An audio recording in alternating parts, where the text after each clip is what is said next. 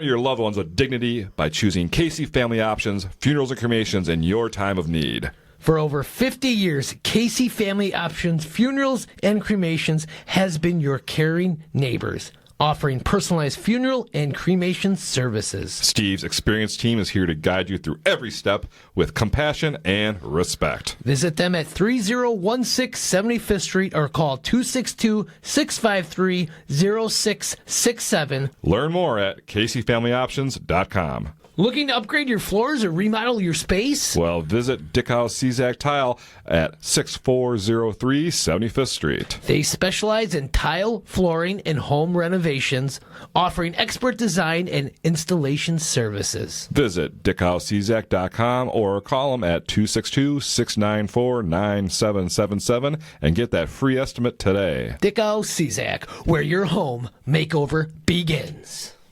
Beep, beep! Looking for a reliable ride? Carbox, owned by Scott Dooley, has you covered with locations in Kenosha and Racine. Carbox offers quality used cars at a great price, making car buying easy and stress-free. Stop on by 1750 22nd Avenue in Kenosha or 3317 Durand Ave in Racine and browse their inventory online at carboxwi.com. Carbox, driving you to your next adventure. Beep, beep! On the Season 7 finale of the Ktown Connects podcast, we chatted up with a man who can bring a restaurant back to life faster than you can say extra egg roll. From Greek family restaurants to Kenosha roots, he's got stories that are hotter than Mr. Yee's hot mustard sauce. We connect with Dino Katris. JTB, cue that music! Kenosha, that great big busy town, right in the middle of the USA, between the New York Harbor and the San Francisco Bay. Well, watch the police, the beautiful West, that's the right place to be from. Sing it so loud and big because we're so proud to make Kenosha our hometown. It could be a beer. Hello, everyone out there in podcast land, and welcome to the big Season 7 finale of the Ktown Connects podcast. My name is Jason. I'm one of your hosts, and with me is my friend and yours and everybody's Donny Stancato. How you doing there, Donny? I'm doing so great, Jason. I can't believe it. We've made it to the Season 7 finale. Yeah, we need to bring in like a little kid now, like they do, like Oliver and the Brady Bunch. This is about the time we come bring in in Season 8, yes. I mean, Donny yeah. and Jason have a kid for Season 8. Well, the dog's here. Does that count? Yeah. I mean, we got to boost the ratings up somehow. Yeah. So if you hear any snoring throughout the show, it might be the dog in the background here. He's our live studio audience. That's right. And where are we recording at, Donny? We are here at the Frank Parise studio in beautiful downtown Kenosha. So if you need a lawyer, call Frank J. Parise at 262-656-9906. He's been defending clients since 1985. And you know what you'll say after you call Frank J. Parise? Thank you very much. Okay. Yes. Better call Parise. Yes. So, and like always, we're enjoying some great beers from Public Brewing Company, located in downtown Kenosha. They have a great selection down there. Good stuff. What are you drinking there, Donny? Oh, I am enjoying a nice Southport Blonde from Public Brewing Company. Delicious stuff. Oh, never tasted better. So they got great beers. They got food. They got all kinds of stuff going on down there. So get on down there. Visit their website, publicbrewing.com, for more info and stop on. They're closed Mondays. Yes. So get down there any other day of the week. Besides Mondays. Yes. Yeah. And tell Great them stuff there. Ktown Connect sent you. Yeah. All right. Oh, and what a theme song, huh? Dino, what a rocker, huh? That's right. Oh, my goodness gracious. Dropping Daisies, thank you so much for that. And after 7 seasons, it's still number 1 on the charts. I can't believe it. And number 1 in all of our hearts. It truly is. Well, who are we here with today? We're here with Dino Katris, a local business owner. We're going to talk about his history. He's dipped his feet in many different kinds of restaurants here, brought things back from the dead, and is still doing that with new projects on the horizon. So we're kind of going to get to know him a little bit and find out his connection to Kenosha. I love it. I love it. Thank you, Angie from Union Park Tavern, for that. She's excited, just like all of us. So, Dino, you're not from Kenosha. correct? I am not. I'm from Antioch. Antioch. That's not too far. Yeah, No, I was yeah. on the border. I was, one Yeah. foot in, 1 foot out. So you kind of grew up in the restaurant business. Can you kind of tell us how that all happened? Yeah, my family owned the Las Vegas restaurant, as they called it a while back. Now it's called Vegas Cafe. It's just open for breakfast, lunch. Used to be a 24-hour greasy spoon. Kind of, I would compare it to a Marina Gardens, a Gateway Cafe, Tommy's Home Run. That's kind of the comparison I would give it. What inspired the name? I'm Las Vegas, but what? Well, my Uncle John and my father, Chris, owned the restaurant together. Well, before they bought the restaurant, they were going to do it together. And my Uncle John was a very, very lucky man when he gambled. Okay. And they went to Vegas, and he won the money to help put down Oh, interesting. the payment. So Very that was cool. kind of the name. So Okay, all it's right. always been a pretty cool. I was like, wow, that's really awesome. Yeah, that's a pretty cool story. Wow. So you think, why would you call it that when you're not nowhere near Vegas? Yeah, but no. that's a good story behind it. So what's your earliest memory from the Vegas restaurant? My earliest probably the Christmas parties.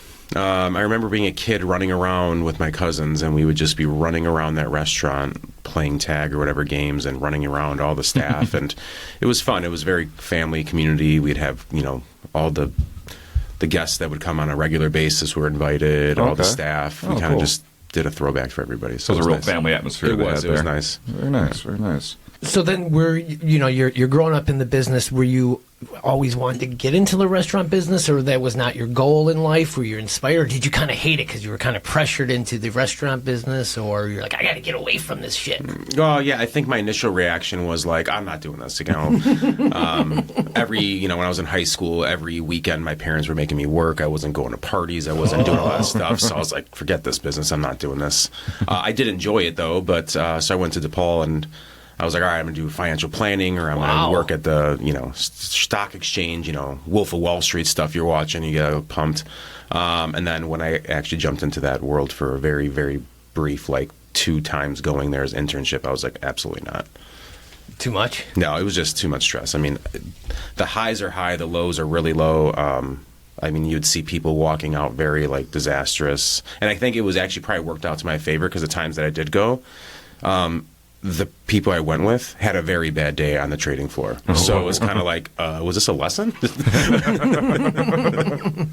How many years did you give that? I didn't. I just went 2 times with 2 different people to kind of just see what they were doing. Somebody was doing futures, and somebody was actually on the floor trading. Oh, wow. So I just kind of just sat back and watched, and both days I just saw really bad things happen. I just was like, This is not I for would me. never do this. Wow. Yeah. So then where did that take you then? Were you like, I got to figure out what I'm going to do, or? Well, then I went and I had an internship at Aon, and I was working there, and that's where I thought, okay, I'll check this out and see what I can get involved in business-wise, and it was just sitting behind a desk and punching in numbers and things like that. So I was like, boring. Very boring, yeah. So I was like, I'm not doing this. And as this was all happening, I think my father was just plotting and planning and was just so excited. He's like, yes, my son's going to stay in the restaurant industry. Was it always his dream to have you in the restaurant business? Or he always said, do what you want to do, but he always would say, but restaurants are good, Dino. I did good, no education, look at me. So it's, it was good to kind of have something to fall back on. But it came with costs. I was working 16-hour shifts. My dad didn't, he wasn't he just gave me the golden spoon and just said, here you go, son, take the restaurant. It was like, no, you're going to work really, really hard. Did they just own that one restaurant, or did they have numerous restaurants? They had a restaurant when I was a child in Burlington, Wisconsin, which my dad owned. My dad and my uncle owned the building, and then they ended up selling the restaurant to somebody else because it was just too far for them. And I ended up taking that over when I got older, and that was called Lucky Star. Oh, in yeah, I Burlington. remember that. Okay. Yeah. So they had that. They had a fancy nightclub restaurant bar place that they had in Antioch for a brief time. That's again, that wasn't. My parents and my uncle were more family men, so I feel like they weren't about that life. So I think I kind of just realized we don't want that. We'd rather just do this type of business. Keep a home base kind of thing. The Yeah. community's focus. Yeah. So what was your first restaurant that you kind of took over? Lucky Star was the first one? Yeah, Vegas, Las Vegas, we called it Vegas. The Vegas was the restaurant that I learned everything at. I kind of learned how to do every position. I jumped in the kitchen. I learned how to chef. I learned how to line cook. I was managing. So that gave me a lot of knowledge and or the tools I needed in order to be able to wear multiple hats in another restaurant. Yeah, so pretty much you can do it all. You cook, you manage, you do the books. I mean, Yeah, I'm not a good cook. I mean, I'm not saying. I mean, I can jump back there if things are bad, but I will say that's probably one of the most stressful things for me, just because my mind's everywhere else but the kitchen. So, Lucky Star is your first big venture. What kind of things were your keys to success with that business? I mean, because you're a new business owner starting off in this new town you're not very familiar with.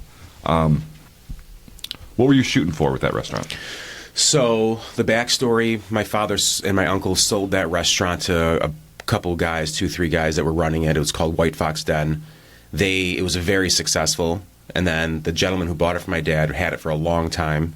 And then he sold it to another group of guys, and those group of guys in like 4 or 5 years took that brand and just trashed it. And not on purpose, obviously. I mean, I think they just, they didn't understand the game, I guess, or, the business. And so then my father's like, well, we have to collect rent. These guys are moving out. We got to kick them out. So he's like, would you, and this is, I just got married, legit, just got married. My wife was thinking that it was going to be like me and I was going to be working at the restaurant and things were going to be kind of easy. Well, no, I ended up taking over that restaurant with the old business partner, Miguel Aguirre, really great guy, and we had to turn that restaurant around, and it was hard because they had tainted that location. We even changed the name. We started doing some remodeling, and it just was like, oh my god, this is not going to hard work to shake out. that It off, was it was hard. I mean, I remember bills just piling up, and like I was floating bills, and I'd get there at like 6 in the morning. I lived 45 minutes away. I'd get there at 6 in the morning, and I'd leave there at 9, get home at like 10, a little bit before 10 o'clock, and I remember just being stressed out. I'd be like, oh my god, this is going to be a nightmare. This is not, you go from a restaurant that's kind of very well established, and then you go into that, you're like, oh, this is not as easy as it seems to be. How'd you turn that around? We just didn't like bow. Like it was just like, okay, they don't want this. Perseverance kind of thing? Like they don't want this type of cuisine. We need to do something else. And when that happened, my partner Miguel, he goes by Jesse. He owned the La Fogata building, and his tenants, I think it was called the Blue. I don't know, not a Blue Iguana, but they were. Luna Azul or something at the time, and they painted the building blue. And I remember him saying, hey man, like I have a building now that's going to go and I need to collect this rent. And this is all around like after the 2008, the crash. So like the economy's horrible. It's very up in the air. And he's like, yeah, I'm going to have to go do that. And I was like, oh my God. So then I remember like going on my computer on, Google. I'm like, all right, which one's closer? Is it, I'll do it with you. I said, Kenosha's like another, it's only 30 minutes from my house versus 45. That ended up hitting off. The Lucky Star ended up still being a bust for a while. So as La Fogata got busier and better and everything was going great, gangbuster, I was like, all right, hey, let's just do a Mexican restaurant in Burlington. But Burlington's only 10,000, 9,000 people, and he's like, man, that's a little too niche. Like just Mexican. He's like, there's not that many people. He's like, Kenosha's got 100,000 people. He's like, so my father, just my mentor over the years was like, just do a mix, do kind of like a Southwest, do like your good Mexican food, and then keep a lot of the American stuff. And I was like, all right, so. That's when we ended up getting a liquor license, putting the bar in, making it instead of like a family-style restaurant. We kind of did the restaurant with a bar, and we were doing breakfast, lunch, and dinner. Wow. And slowly from there, we closed for like 8 weeks. It took for the remodel, and then once we opened, it got really busy, and I was like, "Wow, this is great. This is what we needed." And then it got really slow again. I was like, "Oh my gosh!" Just again. Good food, good service, consistently, and then people started slowly coming back, and then business grew. Because you also you opened Waterfront Warehouse, and that right next door to La Fogata. Oh my God! I remember people being like, "Are you crazy? What do you take away your business?" I said, "No, dude. I'm creating a district. I'm going to have. If people want burgers, they're going for burgers. If people want Mexican, they're going for Mexican. It's not like I don't ever think I'm going out for tacos and all of a sudden say, you know what? I want a burger instead. I know I'm getting tacos. I'm going for tacos. That's a good point. Yeah. So try and create like a little restaurant section. A little area, and it was in the beginning, and for like a couple years, I remember we'd have guests who would come and they would get a pager because the pagers would work far away. So they'd get a pager from each restaurant because we would be on waits. It was busy places. And they'd say, whoever buzzes first, that's what we're eating tonight. That's so, yeah. And sometimes they would stay at La Fogata and they'd drink margaritas, and sometimes they go to Waterfront and have like, an old fashioned or a bourbon drink or something. So that was really cool too. When that started happening, I was just like, oh my God, this is so much fun. So what made you decide to get out of the restaurant business for a little bit? Because you ended up selling those, and then you were you just like done? You're like, I'm just gonna kind of relax now, because you put in a lot of time, a lot of effort, a lot of money, and you're family man. You just wanted to kind of kick back, relax a little bit, or? Yeah, I mean, I think there was a lot of emotions after COVID hit. Things got really, really tough. It stopped being fun. People didn't want to work. People were, it just was hard. There were a lot of emotions. People were scared. My partner and I, was just getting really, really tough for us to want to continuously grow. And, my lawyer a long time ago had said, hey, what's your exit strategy, Dino? I'm like, what does that mean? And he's like, he's like, well, what do how are you going to get out of this business someday? I'm like, I don't know. I'm just going to run it till I die, I guess. He's like, well, you should always have an exit strategy. He's like, everything should be for sale for the right price. And he's like, you can always do it again. So we had posted our restaurants very, very high profile, quietly a long time ago, as being for sale for crazy, no one should pay that price. Yeah. Unless they were done. There's a sucker born every day. Exactly. Right? It's so sucker comes, I'll do it. Yeah. So so then we started getting some traction because money was very cheap at the time for people to get to buy to buy things. The economy, they were really trying to boost the economy. So we had some people come actually start looking at it, and I told my partner, I said, you know what, this is maybe our opportunity. Let's just keep El Camino, and we'll just have one and be done, and that's it. We'll just, we're in a great corridor. We'll just focus on that restaurant, and we'll be in a good spot. El Camino, that's up on Highway 50, right? Yeah, Highway 50, over there by Olive Garden. New Kenosha, as I call it. Yeah.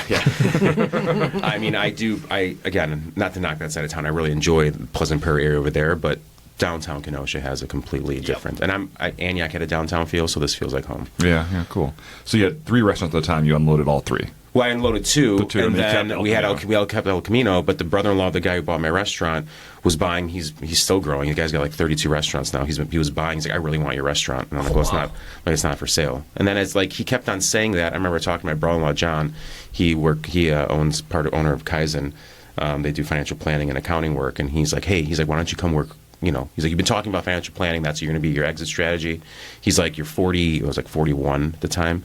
He's like, you're 41. He's like, why'd you start at 50? He's like, why don't you just start it now? And I was like, you know what? So then more and more I thought about it. I'm like, this is it. This is the time to get out. Mm-hmm. He's absolutely right. I have a buyer. Just do it. So sold El Camino, went through with it. I had a really hard time just kind of understanding that I don't have to be running 100 miles per hour anymore. Yeah, and then what are you doing then? I mean, it was crazy. I was waking up at 4:30 in the morning, wide-eyed, just drinking coffee downstairs by myself quietly and being like, I'm bored. What are you going to do today, Dino? I could do anything, but I'm doing nothing. I could have gone. I love golfing. I could have gone golfing every day. I could have done whatever. And not that I could have retired. It wasn't like I had retirement. We had a lot of debt. I knew I had to do something. So I started studying for the Series 7. I was like, man, this is it's hard. You jump out of the game for 20 years of college of studying, and then you try to start reading all that Series 7, that's a finance thing? Yeah, okay. The finance thing. So you start reading all that stuff, and you start being like, I can only handle 30 minutes of this. You just crash your brain. And then people were giving me phone calls every single day. I would get a phone call or a text or an email saying, hey, Dino, check out this property. Check out this business. Check this out. So I'd just push the books to the side, and I'd start looking on the computer, and then I'd get so excited, oh, man, this looks cool. Was your wife like, don't look at those emails. Don't take those calls? I think she started getting sick of me, and she was kind of she just was like, well, whatever you want to do. I was hanging around the house too much. What is this doing? Why are we doing this? Why are we doing that? And she's like, I don't need you piping in as much. Oh, that's great. We're going to talk about what you actually did take on, but were there any other ideas that you might not know about that looked tempting at the time that you thought I might jump into that and then you didn't? I think, real estate is great. It's scary, Everything kind of was based around there being a restaurant involved. Because in my brain, I was like, listen, if I could buy something and help other people at the same time with their business, that was or if I can invest in other people, that was kind of where my mindset was going. So I don't want to be how I was before, because I put way too much on my mental strain of being really freaked out all the time, make sure I have to give this good and that good. I'm going to bring in people who are going to invest money so that way they have some skin in the game they're going to lose. And, people that I can trust that I've either worked with or that are, have had the experience, and try to help them with the business and help them grow. And I'll make a little bit of money in the thing. I won't be as involved on the day-to-day basis, but I'll be always a step away from it. So that's kind of how it started really taking place. That's how Yee's kind of started. Fridays in Kenosha just aren't the same without a legendary Union Park Tavern fish fry, voted best in Kenosha for 10 years running. But why stop at Friday? UPT is dishing up delicious food 7 days a week, including a weekend brunch, because eggs and bacon wait for no one. Live music? Union Park Tavern is the home of the best live entertainment with open mic nights, piano jams, karaoke, and top-notch bands. And if you haven't checked out their beer garden, you're seriously missing out. So head on down to Union Park Tavern and cheers to a good time. Looking to buy or sell a home? Contact Shannon Franklin of RE/MAX Elite. With years of experience, Shannon offers personalized service to help you achieve your real estate goals. Call Shannon at 262-960-5182 or visit shannonfranklin.remax.com to start your real estate journey today. Shannon Franklin is your trusted partner in the real estate market. Looking for unique handcrafted creations? Aaron Hunzinger of AH Did It specializes in one-of-a-kind lighting, custom furniture, and get this, more. Each piece is carefully crafted with care and imagination, ensuring no two are alike. No project is too big or small. For more, find Aaron on social media under AH Did It. Yes, that's all one word, AH Did It. Where imagination meets craftsmanship. Yeah, so how did you first find out about the Oriental Inn building? So over a year before, this is when I was going to sell Camino. William's brother-in-law, Frank Tricoli, I think it's Tricosi or Tricoli, I can't remember, but he called me, and I really didn't know him. He knew my brother-in-law, and he's like, "Hey, can we meet and have coffee?" I'm like, "Yeah, sure." So he was telling me about the stress and the stuff that was going on at Yee's. They were wanting to really get out. There was some health stuff going on for them, and it was just too stressful. And I said, "Listen, man, I'm like under the radar. Like, I'm selling El Camino. I'm getting out. I'm not interested. So I'm out of this, man." And I'm like, "If you want," I said, "I'll consult. Let me help teach. I can maybe help them get some staff and put together a whole strategy, so they don't have to be there all the time like they are, because they were there from open to close. Every single second they were there, and I was like, that is no life to live for anybody. I mean, again, there is a time that you have to do it and buckle down when you're short-staffed or when you're starting a business. 100% got to be. They've been there from the beginning. 70, I mean, again, not 70 years, but William was running it, him and his wife, for the last 40, 50 years. So it was a lot. Yeah. So then I didn't talk to him for a while. So then it was getting closer to when they were going to close. Me and Frank kind of kept in touch after that, because we were just talking about business and things like that. I was using him kind of as a mentor, asking questions. And he's like, "Man, Dino," he's like, they're going to close this place down. He's like, "Why don't you just come take a look at it?" I'm like, all right. So I walk in there a week or two before they're going to close. And I'm looking at it, and I'm like, oh, my God. I'm like, yes, there's so much you can do. There's so much potential. I mean, I knew, I had been in there before. I loved their food. Right. I loved the vibe. It's a very old vintage vibe. I love that little vibe. That's what I love about it. Yeah, and I saw in the back, I'm like, all right, well, this is why it's stressful. They don't really have systems in place. I mean, again, they did have systems. It was systems that they knew, and that worked for them. Old school systems. Old school systems. And I'm like, all right, let me, So then I contacted Ken Miller, who was still is kind of helping out over there, running district managing for the guy who bought the restaurants over at La Fogata Waterfront. I said, "Hey, Ken, I know you talked about getting a business one day. I'm like, this might be an opportunity. I'm like, but here's the deal. I will come 6 months. I will do 6 to 8 months or whatever it takes. I will be there every second. And then slowly I want to do other fun projects or connect with other people who want to build businesses. I want to, you're going to have to be, day-to-day operation stuff.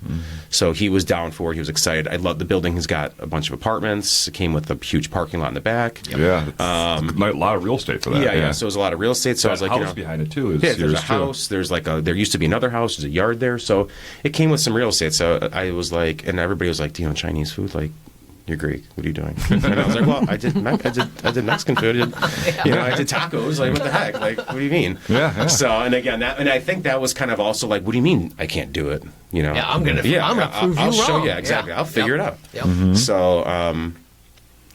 So yeah, that's kind of where it all came. That I was like, I'm gonna go for it. Why not? Yeah. Well, because it closed down and like the city was heartbroken when it first closed, but it wasn't long before it was announced that it was coming back. It seemed like almost immediately. It was it's coming back. And everybody's excited to hear that you were kind of behind it coming back because people, oh yeah, Dino, he knows what he's doing. Everybody was pumped. And when you guys opened up, I mean, you guys are still going gangbusters there. I mean, you guys are killing it. Well, I mean, you said that it was out of date, a lot of things. What kind of work did you have to put in to bring it up to? So we had to redo all the electrical in the building. It was old. I mean, the house behind, let's put it this way, is from the Civil War. Wow. Yeah, I was like, get out of here. He's like, no, it's from the Civil War. It looks like it. Yeah. And I was like, yeah, you go to the basement, definitely looks like it. And I was like, holy cow. And the kitchen, we redid the whole, like the hood system. They didn't have makeup air. They had freezers and coolers that were in like a really low basement that you had to kind of be like halfway kneeling down. So was the kitchen a separate building? Is that that's the way it looks like from the street? It looks like two different buildings kind of connected. One's like a wood stick frame building, and then the other one's like a fortress. It's made out of concrete, like everything's concrete walls. And, so yeah, we had to redo the whole kitchen. We brought some some bigger coolers and freezers into the upstairs so we could do our, properly prep and make things a little more efficient. Yeah, and I like that you guys have kept the vibe of it as well. A lot of people were afraid that it was going to change. You're going to gut the place and everything like that. And they're afraid. But you kind of kept the same look. And it's cleaned up, but it's kind of... Yeah, I didn't want to come in there. You kept that bar, you kept the divider, you kept the tables kind of there. And I didn't want to change anything because, when we ended up deciding to take over the business, I said, okay, well, they already have an established business. I'm not going to piss off or upset these people, that are like lifers here at the restaurant. So I'm like, I just need to learn what's there, learn the recipes, learn everything, understand the business, and then slowly make it better, and or improve. Or we are going to do a remodel, and there will be changes, but we're going to keep the vintage vibe and look. It's not going to be like a remodel where it's going to be, but it's going to have a really fun, cool vintage vibe. If you go to the one side where the old part is.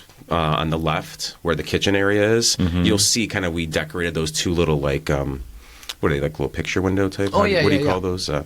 We decorated those, and it kind of gives a little bit of like a vibe of where we're going to possibly go with it. Okay. Maybe not as intense, but that's kind of what we're going with. Now, with the reopening, you gave it a new rebranding with kind of like a new name, and you named it after the previous owner. Yeah, Robert Yee. Yeah, what brought that? What inspired that? I mean... We wanted, Oriental Inn was obviously there. We wanted, we didn't want to just take it over with the exact name that it had. Okay. We wanted to kind of honor the family and honor, the people who actually started it, and to show that there was new ownership, and not like in a bad way, but like in a good way of saying, hey, listen. We want to honor the family. We want to show that it's still part of the Yee's recipes, the Yee's legacy, and we want to take it to the next level. I mean, it's 2025 now. Things have changed. We want to honor and continuously do the same things they've been doing. But, like for instance, next we're doing like seasonal specials that we're bringing different Cantonese items. Like we've Dan noodles. They never had on the menu. Okay. We've seen it. We've gone. There's like a bunch of dim sum that we're really trying to practice with and play with. I mean, you go to Chicago, you go to big cities, dim sum is kind of blowing up. So we're wanting to bring some of the newer stuff. I feel like, his Mexican food is what, number 2? Goes American, then Mexican, then Italian, or so they're saying Chinese food is kind of, or Asian cuisine is kind of making a rise. And I never really ate. I did, but I didn't eat it on a regular basis. Yeah. And I think a lot of people are like, oh, there's like a once a month. We have some people that come in a couple times a week, which is great. But I think that there's so many options that you can make it a fun night. Come out, have some drinks, have some dim sum with the friends, conversation. it's almost like Asian tapas. And that's what I really like about that. I'm trying, we want to introduce a little bit more and make it kind of a night out. And you got that perfect vibe going, Mr. Ease. We did have one question from one of our listeners that we've heard that you were coming on the show and wanted to know what happened to the rolls. That's my favorite question. You get that a lot? I mean, it's not as bad, but legitimately in the beginning, I'd be like, "Hi, how you doing? My name's Dino." And then the first question was, "When are the rolls coming back?" And I was like, "These rolls." And I remember going to William because he stayed for like 6 to 8 weeks, like when we first opened, to kind of help us out. And I remember asking every single time, like, "William, you told me these rolls were not that, like, What's up with those rolls? Yeah, you told me that they weren't that crazy." He's like, "No, a lot of people liked them." He's like, "When we started charging for them, like, people didn't get them as much. We used to give them for free." And I was like, okay. So with the way we made the kitchen, and again, our kitchen has more room to do it, but it's still like you need like specific ovens, you need specific mixers. Oh, to bake some big bread and stuff. They were baking them. You got to like prep them from the night before. Again, it was just a lot, and I'm like, I'm just trying to understand how to cook and walk right now.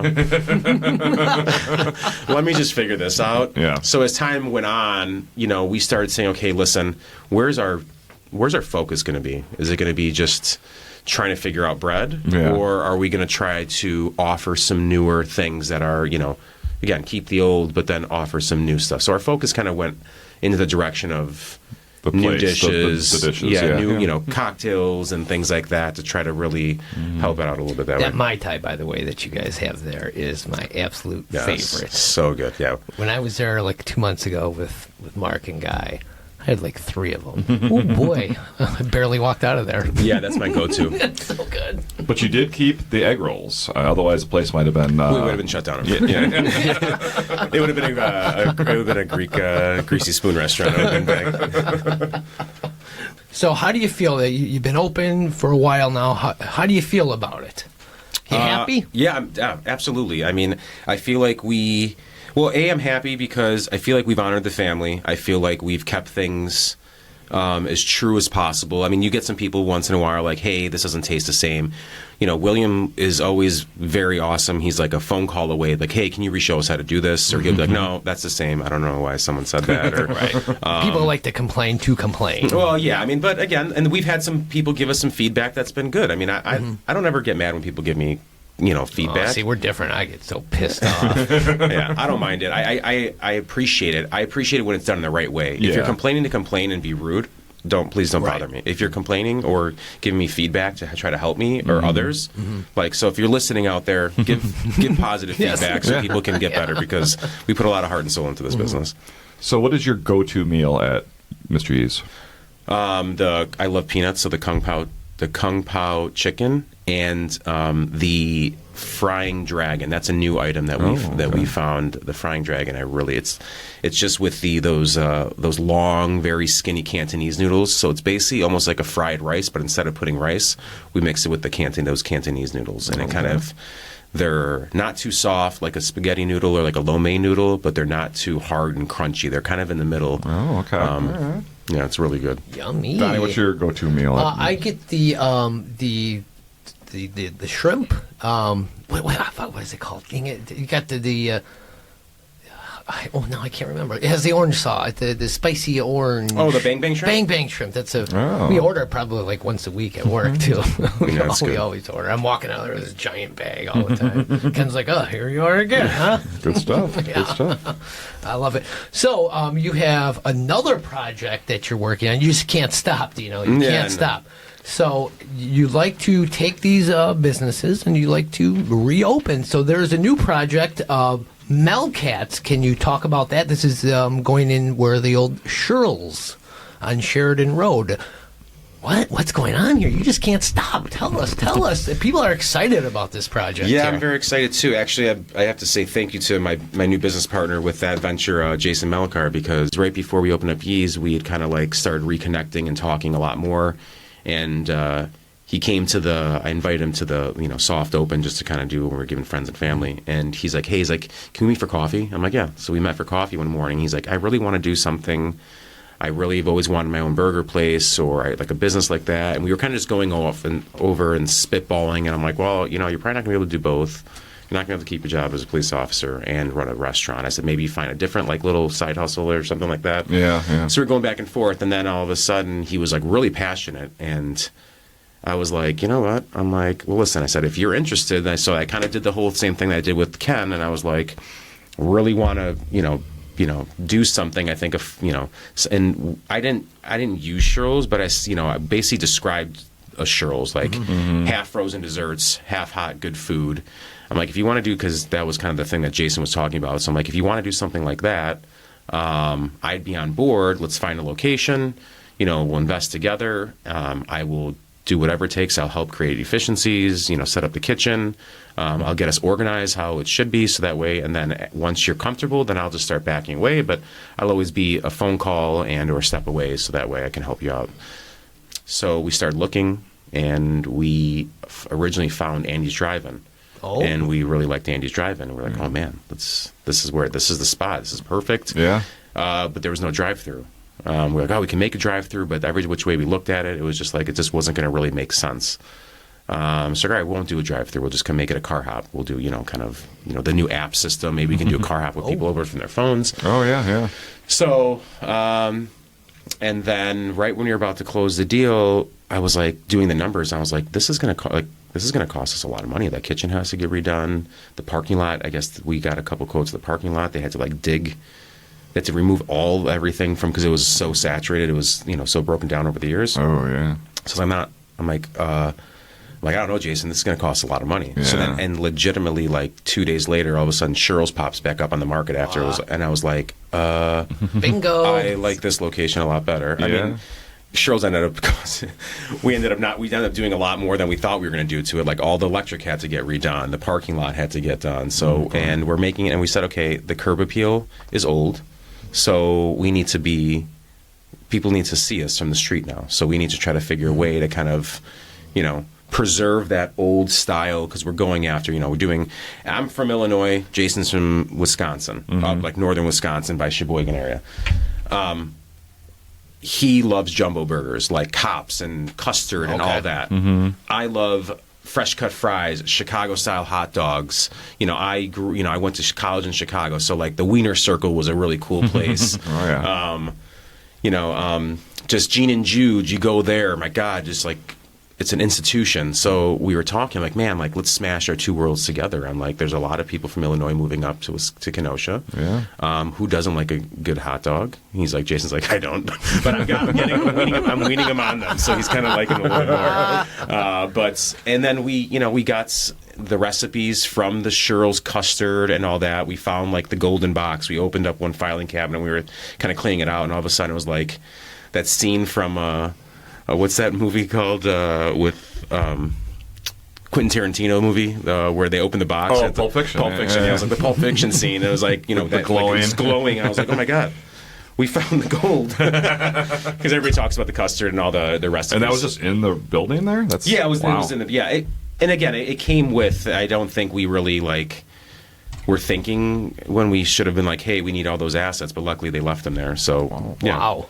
So I mean, you're going to do gangbusters in the Kingfish games as well, too. I think it should be good. I think we should get a lot of traction, people parking, because, this year, this summer, we were doing a lot of the cleanup and everything. When the games were going on, people were parking in the parking lots kind of around us. So I was like, all right, we're going to get some foot traffic. After the game, get some ice cream, or before, get a bite to eat. I mean, they do serve food inside the ballpark for a reasonable price. It's not like they're not gouging, Ain't which is going to nice. be as good as yours. I know, but still, know. I support all businesses. There's enough for all of us to, make money. That's true. So spring 2026, it looks like it's going to be opening up. Yep. Oh, I can't wait for that. And then now you're in the pudding business? What's this all about? Yeah, so I know that's another... I thought you were out a few years ago. Now you're full blown back in. When you sell everything and they're not making money for a while, you kind of you start to panic. And you start to panic and you're like, what are you doing? So I was not grasping at straws, but I met Yolanda Blair Yogi. I met her 3-4 years ago. A friend of mine, Jose Vasquez, very very smart guy. we met we knew each other, and he's like, hey, I got to introduce you to Yogi. She has this amazing pudding. I'm like, what? Pudding? I know. He's like, no, it's Pud'n. It's not pudding. And he's like, just come with me. So we go to Racine, we stop to her shop, and they hands me the first cups, explain to me as it's going, we're talking, and I realize I smashed the whole bowl within like seconds. And then I'm like as we're talking, I'm staring at her, I'm scraping, and I'm like, oh my God, this stuff's amazing. So I was like, oh yeah. I'm like, and so this is before when I had the restaurants, and I remember telling Jose, listen, honestly, like I love this. If you need, if you need any brain, you want to work together and talk about stuff. I said, but I don't have time to invest in anything else. I don't want to do this. And it kind of worked out because Yogi, I don't think, was ready. Like, that was her baby. You know what I'm saying? She didn't want anybody to take over her brand. Which now I'm not there to take over her brand. I'm here to help promote her and like show the world like this is the dessert you're missing because it's amazing. And it's not like pudding, like everybody comes in, they're like, you're doing pudding? I'm like, it's not pudding packets. Like, it's not that gloopy snack pack that you're thinking. It's got wafers in there. It's like, it's hers is more silky and smooth, and it's it kind of complements the wafer, and the wafer takes in that so it kind of gets like soft, and it's almost like a cheesecakey kind of my mouth is texture. starting to water. Yeah. It's like every week, like this week we had a horchata flavor, and that was like to die for. There was another one that's got cashews, caramel. What was it? There's 3 things: cashews, caramel, and something else. But regardless, it's just like every week she comes out like she's over 100 different flavors. Wow. So it's kind of like I tell people that come in, I'm like, this is my spiel. We're open Thursday through Saturday, noon to 6. We always have Naked and Virgin. Naked has no bananas. Virgin does have bananas. And then we rotate 3 to 4 flavors every week. It's kind of like crumble cookie, I call it. Yeah, because there you go. She rotates those different flavors. So that has been popular. I mean, the sad part is when people come in and they're like, I want that toffee. And I'm like, ooh, that was last week. They're like, what do you mean? There's none left? I'm like, no, we rotate them. They're like, check online, check our stuff, see what's coming out. Yeah. Try something new. Yeah. And then they do, and then they're like, oh my God, this is amazing. It's my new favorite. And so then they come back next week. Sorry, we don't have to try something new. And that's located in the former Lencey's building on Lencey's, right? Yeah. Max Deli. I'll get those two confused. Max's Deli. Max Deli on 52nd Street and 23rd Avenue, right by the new fire station there. Did people come in there and be like, "Oh, we got sandwiches"? Yeah, in the beginning we had a lot of people. One guy actually came in, was like giving us a tutorial of how to run business, and was like, "You're just not going to make it here." He's like legitimately like leaning on the counter. He's like, "Yeah, just." Oh, and he's like, "Yeah, sorry." He's like, "You need to have sandwiches." And he kept on saying that, and I was laughing, and I was like, I mean, I get it. Like, there was, in Max Deli, I mean, I was talking to everybody. I said, if anything, even with Jason, we were talking, I said, honestly, we need to do like a Max Deli pastrami sandwich. Got to talk to Chris and be like, hey, Chris, give me that recipe, because we're going to do like a month special over at Melkats or something. Okay. And, kind of bring back the pastrami, the Max pastrami for a week or whatever, and kind of ode, to that. Oh, I like that idea. So that sounds delicious. So yeah, I'm hungry now. I like that. All right, I got to ask you this: what is next for you? Is there any secret projects? No, I mean, I'm always looking at different fun stuff. I'm always talking to more people about just what's next. I love downtown.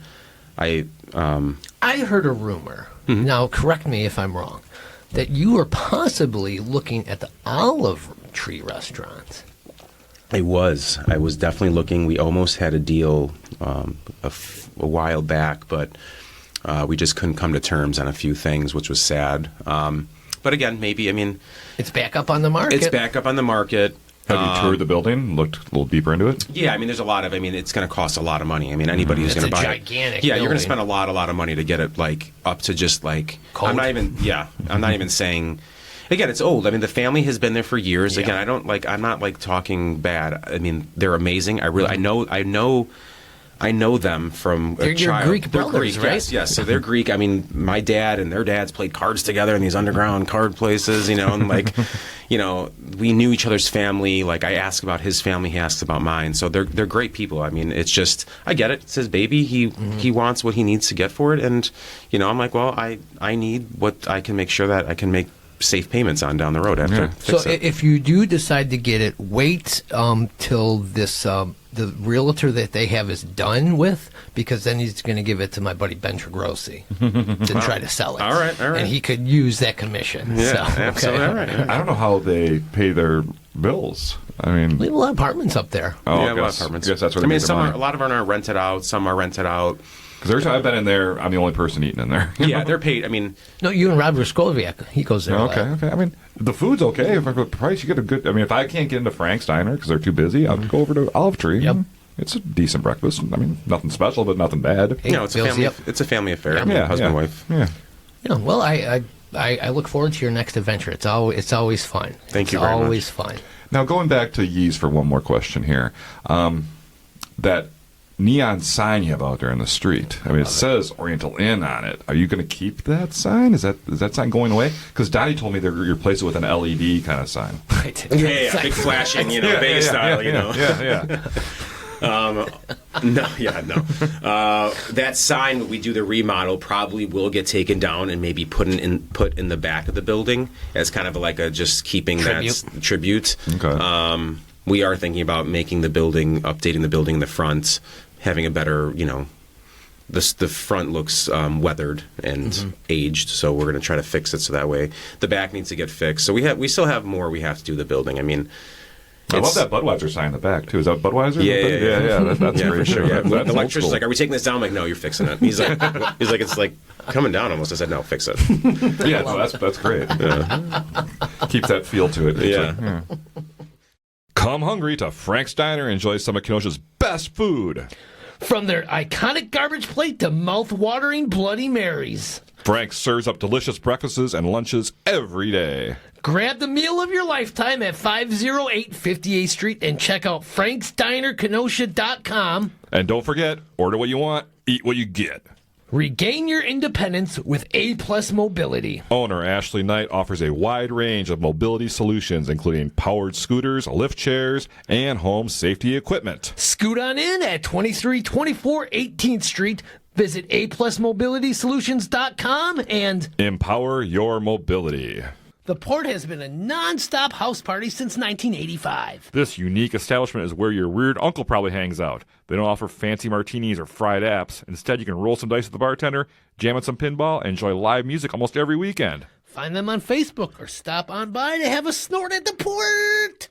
All right, well, now it is time for our Kenosha Connects. And our Kenosha Connects is brought to you by About Time Moving Systems. Oh my gosh, About Time Moving Systems. If you have a project, whether big or small, you need something moved, contact Quinn at About Time Moving Systems. They will get the job done for you. They are highly rated, highly recommended.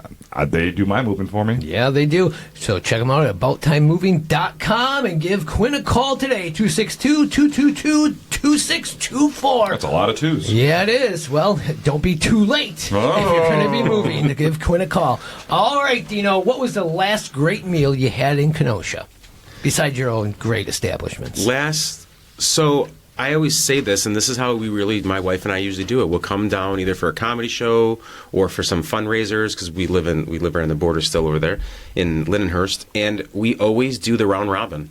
We always kind of go and we'll have like an appetizer here, or we'll have another appetizer there, a drink over here, and we kind of just make our little rounds quietly and hop around. I really enjoy that because everybody has something that's great. Unique and different. And that vibe when you're walking around and there's people, I mean, I just can't wait for the downtown to keep on. Hopefully the growth comes there. The one thing I do say is that I hope we get some more parking down here, because we need it. Yeah, we do. I feel like there needs to be another, like, right there by Frank's Diner, that little parking lot. I wish they would make that. I know. I guess they cost a lot of money. Yeah. But that'd be awesome to get some more parking down there. Yeah, nice. Another parking structure, or just lay some gravel somewhere and have an open lot. Yeah. Are you running for politics? 'Cause you kind of avoided that question. He's got a lot of friends in the restaurant business. a specific place. Okay, I love them all. Okay, so It's not your favorite. It's the last great meal you had. Yeah, the Yes. most recent place you went to. most recent place was we went to Public. Oh, very nice. Great. When it's Tried put the those pub- cheese curds? No, we had the fried pickles. Oh, okay. Ooh, No, wait, hold on. I lied. We did go to Public, but we also went to What's the other brewery? Rustic Road. We got the fried pickles at Rustic Road, and we got the cheese curds at Public. Now that's a combo right Yes. there. Part of your little hopping around. Yeah, thing. well, a lot of drinking, so we were like, all right, we need some grease food to soak it in a little bit. Speaking of drinking, in which Kenosha bar do you think you spent the most money in your life? Probably Swedes. Wow, sweet. Old fashioned? Yes, Yeah. yes. They make the best ones. They Yes. really do. Good stuff. Which now closed local business do you wish you could bring back? I honestly, now that I've bought Max Deli and we changed it, I would love to try to figure out Max Deli. Okay. I feel like that would be really, really fun. We need a good sandwich shop in town. We have the hometown meats. They're good, but there's not much else, really. It's hard. I feel like there's you're competing with the Jersey Mikes of the world out there, Yeah, and there's so many of them, and they've made it so easy to order it off an app and go pick it up, and they're conveniently located, so it's hard. I mean, I feel true. like, again, That's I true. do feel like, listen, anywhere you go and someone recognizes you and makes you feel special, I feel like you're going to get a crowd of people who are going to want to support you. Yeah. Yep, I agree. All right, what is your favorite annual Kenosha event that happens? It used to be the police and fireball that they would do. Oh. I used to really enjoy that. My wife and I just went to the small businesses giving big. I can't remember the name. They just did a bourbon and wine. Oh, over yeah, at the IA. yeah. Yes. And we went to that, and it was their first one, and I thought that was awesome, and I really like what they're doing, and I think that I was talking to Robert Peroni. He's on Community State Bank. Yeah, I was talking to him the That's other our day, bank. and I was like, "Hey, next time you're doing something, please, let me know. I would let another donation or get involved somehow because it's really, really great what they're doing." Yeah, James from Millie Bo Peep was Yeah. kind of part of that. Yeah, James is the one that actually originally my wife, because she does all the advertising and helps with social media for years. She's the one that connected with James, and then she's, you really got to meet James. He's kind of your alley. He's all about working and He's a great doing guy. and moving and shaking. I'm like, all right, cool. Former guest of the Ktown Connects podcast. Yeah, great guy. Great guy. Who hasn't? Well, I mean, we've had them all. When's the last time you rode the streetcar? Maybe my past life. Oh, okay. All I right. haven't been on it. You're not the first. Yeah, don't worry. We've got the answer. Next summer, we'll see Dino on it waving. See, I'm on it. He's waving at us. All right, last one here, Dino. Big Star or the Spot? Oh, good question. I will say that I've only had the Spot when I was intoxicated, and it was delicious. Most people. Yes, and Big Star is the 5x. Is that the 5x5? No, that's Ron's place. Oh yeah, it's Big Ron's Star place. is. No, Long no, Washington I Road. know. Yeah. I what's it called? I can't remember what I got there, but it was like I felt like I didn't have It was amazing, but I felt like I could have ate 5 more of those burgers because they were good and they were so just soft and boom, boom, Yep. gone. I was Yeah. like, oh, where's the rest of my food? They're going to be nothing compared Just to like Yogi's Melkats pudding. burgers. yeah. Boom, So, gone. God dang, if I had to pick. Well, soon we're going to have to change that question. It's going to be Big Star, the Spot, or Melkat. So, yeah, all right. All right. Well, that was our Kenosha Connects brought to you by About Time Moving Systems. And Jason, what boy. time is it now? Oh, it's time for trivia, Donnie. I know your favorite segment of the show, I love it. where our guest and Donnie take on thing. And what's that brought to you by? It's brought to you by the right? Letter Machine. Yeah. Yes, they are your go-to store for apparel. If you want shirts, hats, tote bags, or anything customized, contact the Letter Machine. Check them out at thelettermachine.com. Say hi to Tina and Dave and the rest of the crew. Visit their website, thelettermachine.com, for more. Love the Letter Machine. I Great, love that great and stuff. more. Gotta love the more. Oh, there's always more. Always love the more. All right, Dino, you ready for some trivia?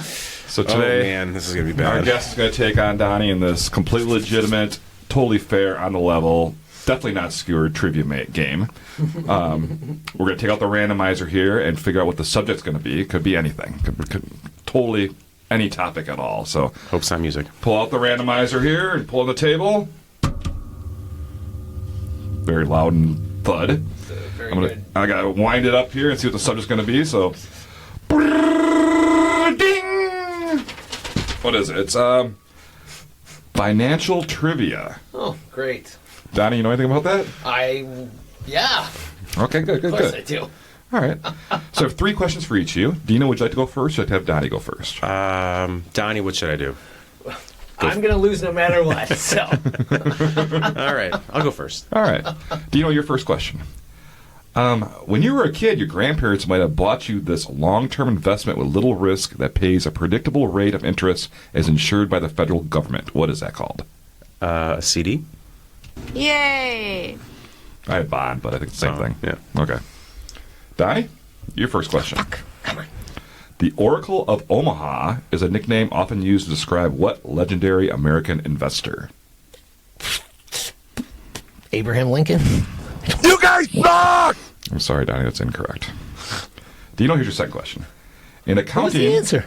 Oh, I'm sorry. It was Warren Buffett. Oh, Warren Buffett. Sorry, I forgot about that. the singer? Yes. Cheeseburgers. Yeah, cheeseburger paradise. Yeah. Dino, in accounting, the term ROI is used to describe the financial performance of an asset. ROI stands for return on what? Investments. Yay! Got that right. All right. I wouldn't even got that one. That was an easy one, right? Yeah. Total random here.